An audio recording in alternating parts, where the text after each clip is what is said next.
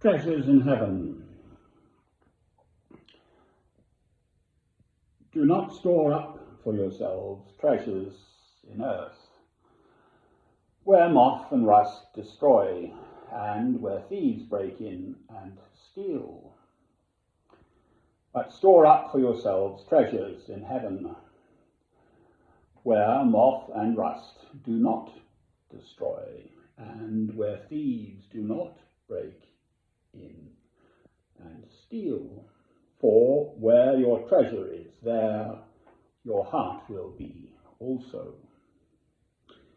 The eye is the lamp of the body. If your eyes are good, your whole body will be full of light.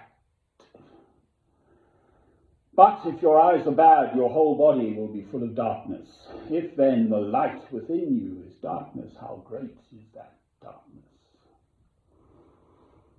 No one can serve two masters. Either he will hate the one and love the other, or he will be devoted to the one and despise the other. You cannot serve both God and money. Amen. Oh, my Lord. Good morning. Forgot that, didn't I? Sorry. Oh, Lord. Start again, as we were.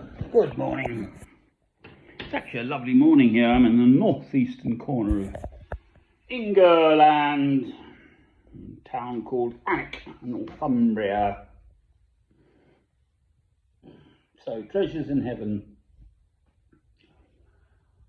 And it's sort of leading on from utopia and so on. I've been looking for it in the Bible, but Christ says, and I just can't find it, but I will. I think I need to read right through all four Gospels. It's in one of the Gospels. People say, where is heaven? And Christ says, it's within.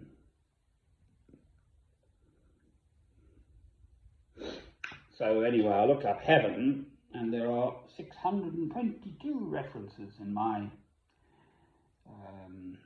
it's called Bible Gateway. It's got a good tool if you're interested in studying the Bible and among all languages, and you just look up anything and so on generally. And I'm focused on the ones in the Gospels.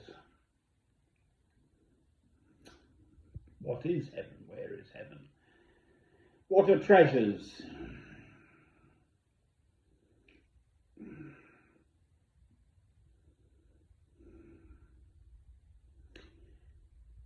This morning's tweet of the day, which pops up just before 6 a.m. on Radio 4, BBC Radio 4, was the woodpecker, I think great spotted woodpecker, it's known as. And apparently this lady had her bird feeders out, and a small child came in, hey, what can I do, mummy, etc. Go and look at the birdies. Oh, mummy, there's one with a red spot on its head, and the other one hasn't got that. Oh, mummy says, that's how you tell the difference between a male and a female. So the male has the red little peak to his cap. And because they'd seen them that morning, apparently they went off to a bird sanctuary place or something like that, and are having their tea and muffins with some other people. And lo and behold, some woodpeckers turned up, and I was saying, he's doing this and he's doing that, and this little pops up. No, that's not a he. It hasn't got a little red cap. That's a female. Okay, so that's the treasure. The greatest treasure is to love God through Christ, to wake up in the morning and say, I love you, my Lord. Okay? It's as simple as that. But then the other sort of much deeper example that came to mind was the Ten Boom family.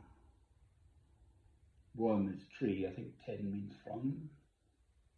The Dutch were,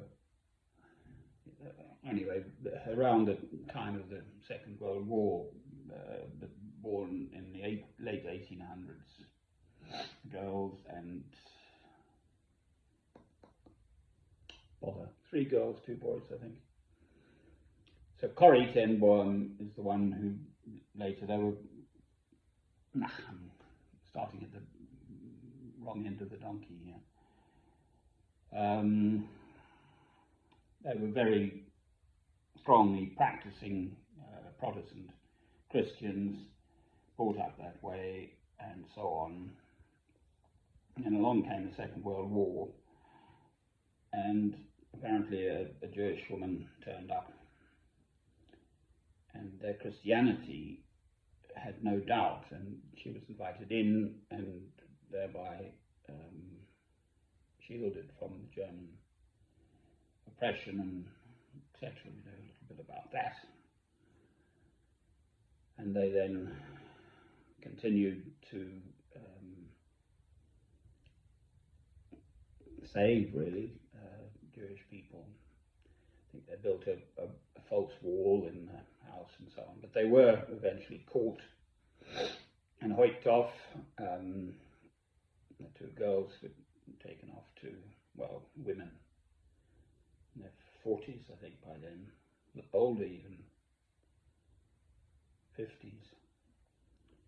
1942 to Ravensbrück, and I think Ravensbrück is right.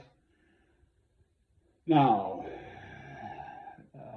Corrie lived and survived this, and Betsy, the other sister, was her Elizabeth Betsy, who apparently was a wonderful, gentle spirit, just sort of imbued with her love of God through Christ. So at one point,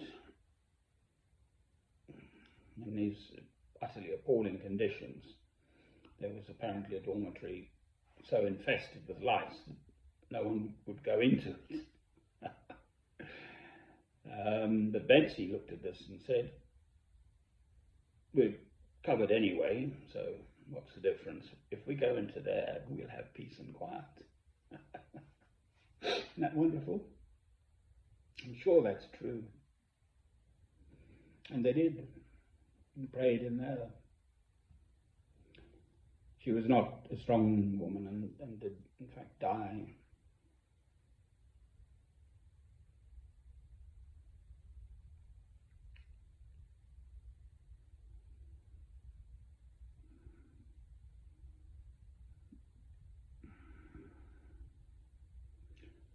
Just acknowledging God in everything is a treasure. That passage is so clear. Do not be distracted by things of the world. Do not put the love of money above everything.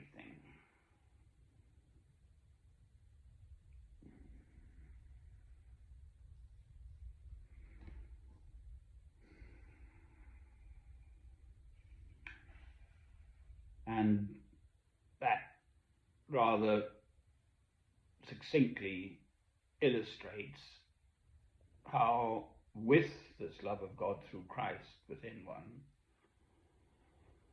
no matter what your circumstances are, you can find heaven in just a moment. I've got a robin and a pair of collared doves, actually. I've had a gammy foot gout. I don't know where blasted gout comes from. It's meant to be if you drink too much and eat too rich food, I think. Neither of which am I doing. But anyway, so I've been completely housebound this week. Hobbling about on my crutches. Anyway, it seems to be on the mend. So I haven't been able to feed my birdies. So there were the collared doves at the back saying, "Oi, breakfast."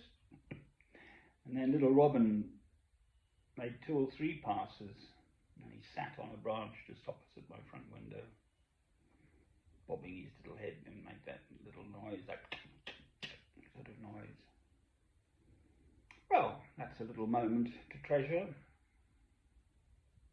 Just in God's beautiful earth. Don't manufacture and sell arms to people. If one truly has the love of God through Christ within one, all of that just falls away. You must love your enemies. I mean, Christ just is so clear. If they strike you on one cheek, give unto them the other cheek. Every single hair on the head of your fellow man, woman, and child is precious and special. Amen.